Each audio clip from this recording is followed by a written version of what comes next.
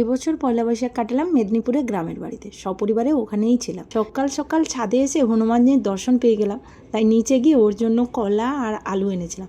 4টে আলু এনেছিলাম, কিন্তু সব আলুগুলো নিচে পড়ে গেছে, একটাই ওর ধরতে পেরেছে, আর কলাগুলো একটু বেশিই পেকে গেছে। আমরা ছাদে এসেছিলাম ডাব গাছ থেকে ডাব পাড়ার জন্য। এখানে ডাব গাছ প্রচুর, কিন্তু ডাব পাড়ার লোক পাওয়া যায় না, আর যারা ডাব কিনে নিয়ে যায় মাত্র 25 টাকা করে কিনে বাজারে নিয়ে গিয়ে 50 টাকা 60 টাকা দামে বিক্রি করে। আমি ডাব পাড়ছিলাম দাঁতে বেঁধে, আর নিচে পড়ে ডাবগুলো তো ফেটে গেল। ডাব খেয়ে সবাই মিলে পুকুরে স্নান করেছি দারুণ মজা করে। তোমাদের কার কার পুকুরে স্নান করতে ভালো লাগে অবশ্যই কমেন্ট করো। সবাই মিলে নববর্ষের স্পেশাল খাওয়া দাওয়া করতে বসে পড়েছি, সঙ্গে মিষ্টিও ছিল। খাওয়া দাওয়ার পরে বিকেলবেলা রেস্ট নিয়ে বেরিয়ে পড়লাম বোনের বাড়ির উদ্দেশ্যে।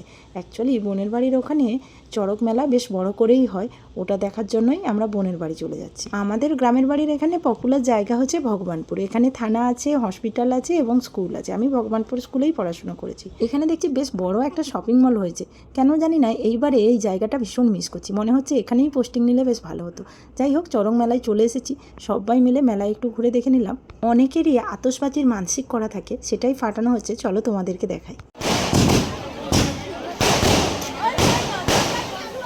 এই যা বোনেদের বাড়িটাই তো তোমাদেরকে দেখানো হলো না।